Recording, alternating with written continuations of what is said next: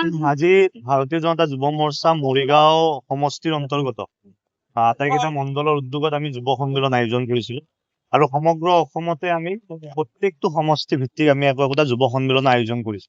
ইয়াৰ উদ্দেশ্য এইটোৱে যে আমি আগন্তুক বিধানসভা নিৰ্বাচনত যাতে যুৱ প্ৰজন্মৰ ভূমিকা আটাইতকৈ গুৰুত্বপূৰ্ণ কৰিব পাৰো, যাতে যুৱ প্ৰজন্মৰ অংশীদাৰিত্ব আটাইতকৈ বেছি নিশ্চিত কৰিব পাৰো, তাৰ কাৰণে ভাৰতীয় জনতা যুৱ মৰ্চাৰ মাধ্যমেৰে অসমৰ সমগ্ৰ যুৱ শক্তিক ভাৰতীয় জনতা পাৰ্টিৰ লগত কেনেকে জড়িত কৰাব পাৰো, ভাৰতীয় জনতা পাৰ্টিৰ আদৰ্শৰ লগত কেনেকে জড়িত কৰিব পাৰো, তাৰ উদ্দেশ্যেৰে প্ৰত্যেকটো সমষ্টিত 2,000 পৰা 3,000 ল'ৰা ছোৱালী সমাগমেৰে আমি যুৱ সন্মিলন আয়োজন কৰিছিলো। আজি মৰিগাঁও সমষ্টিৰ অন্তৰ্গত ইয়াত প্ৰায় 3,000তকৈ অধিক লোকৰ সমাগম হৈছে আৰু মই ভাবো যে আজিৰ এই সভাখনে এইটো প্ৰমাণ কৰিছে যে মৰিগাঁও সমষ্টিৰ আটাইখিনি যুৱ সমাজ ভাৰতীয় জনতা পাৰ্টিৰ পক্ষত আছে। আপুনি কৈছে যে ভাষণ প্ৰসংগত যদি সাহস আছে তেনেহলে বৰাগাঁৱলৈ মাতিব কৈছে। ইয়াৰ উপৰি আপোনাক সপক্ষে নহয়, চাওক আজিৰ দিনত ডাঙৰ প্ৰশ্ন যে কংগ্ৰেছে কাৰ পক্ষত আছে, কাৰণ ভাৰতীয় জনতা পাৰ্টি আৰু বিশেষভাৱে ডক্টৰ হিমন্ত বিশ্ব শৰ্মা ডাঙৰীয়া শাসনত অহাৰ পিছত অবৈধ বেদখলকাৰীৰ বিৰুদ্ধে সদায় অভিযান চলাই আহি আছে। অবৈধ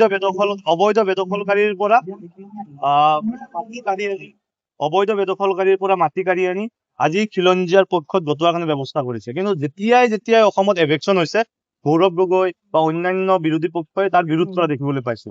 তো সেইকাৰণে আজি প্ৰশ্নবোধক চিহ্ন যে কংগ্ৰেছকে ধৰি গোটেই বিৰোধী পক্ষ কাৰ পক্ষত আছে। আৰু সেইকাৰণে কৈছো, যিহেতু কংগ্ৰেছৰ দিনত ইমান দিনে কৰিব নোৱাৰিলে, এই অবৈধ বেদখলকাৰীৰ পৰা বেদখল মুক্ত কৰিব নোৱাৰিলে, আজি নগাঁৱত গৈ পেলাই 110 বিঘা মাটিত আজি প্ৰকল্প পাইছে শ্ৰীমন্ত শংকৰদেৱৰ সংস্কৃতিত।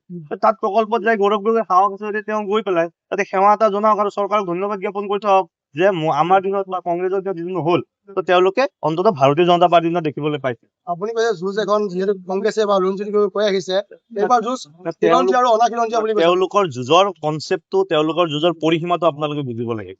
কালি সন্মানীয় মুখ্যমন্ত্ৰী মহোদয়ে এটা বিষয় উত্থাপন কৰিছে যে তেওঁলোকে কংগ্ৰেছৰ কাৰ্যালয়ৰ দেৱালত লিখিছে নতুন বৰ অসম। আমিতো জানো চাউলুং চুকাফাৰ বৰ অসমখন, আমি জানো বীৰ চিলাৰায়ৰ বৰ অসমখন, আমি জানো শ্ৰীমন্ত শংকৰদেৱৰ বৰ অসমখন। তো কংগ্ৰেছে এটা অভিসন্ধি ৰচিব আৰম্ভ কৰিছে যে অবৈধ মিয়াৰ জৰিয়তে বা অবৈধ মিয়াৰ লগত লৈ এখন নতুন বৰ অসম গঢ় দিয়া। তাৰ আমি সম্পূৰ্ণ বিৰুদ্ধাচৰণ। ভাৰতীয় জনতা যুৱ মৰ্চা বা আজিৰ যুৱ শক্তিয়ে সদায় খিলঞ্জীয়াৰ পক্ষত থাকিব আৰু ভঙা অসমীয়াৰে গৌৰৱ গগৈ যি আহ্বান কৰিছে, গৌৰৱ গগৈ যি আহ্বান কৰিছে যুঁজ এখন হ'ব বুলি, এই যুঁজত ভাৰতীয় জনতা পাৰ্টি খিলঞ্জীয়াৰ পক্ষত আছে। তেওঁলোকে কাৰ পক্ষত আছে স্পষ্ট। শেষত আপুনি কৈছে যে বিশেষকৈ আপুনি এটা কথা কৈছিলে যে এবাৰ বিজেপি চৰকাৰ নিশ্চিত। কিমান হ'ব দিয়া ভাবো? চাওক, মই কৈছো 1,56,000 চাকৰি এটকাও নিদিয়াকৈ দিয়াটো মই 2017 চনত ডিগ্ৰী পাছ কৰিছো। 2017লৈকে আমি ভাবিব পৰা নাই। 2016 চনত বৰ্তমানৰ ভাৰতীয় জনতা পাৰ্টি চৰকাৰখনে এটা কথা দিছিল যে আমি শাসনলৈ আহিলে অবৈধ বেদখলকাৰীৰ পৰা সত্ৰ মাটি ভূমি বেদখলকাৰীৰ পৰা কাঢ়ি আনি খিলঞ্জীয়াৰ পক্ষত গতাম। এই কাম কৰিছে। আজি 24খন বিশ্ববিদ্যালয় হৈছে, আজি 14খন মেডিকেল কলেজ হৈছে, আজি ৰাস্তা ঘাটৰ উন্নয়ন হৈছে, আজি ল'ৰা ছোৱালীয়ে সপোন দেখিবৰ কাৰণে আৰম্ভ কৰিছে। সেইকাৰণে আমি আশাবাদী যে খিলঞ্জীয়া অসমীয়া ভোটাৰ ভাৰতীয় জনতা পাৰ্টিৰ পক্ষত আছে। আৰু 26ৰ নিৰ্বাচনটো আমাৰ কাৰণে সভ্যতাৰ যুঁজ।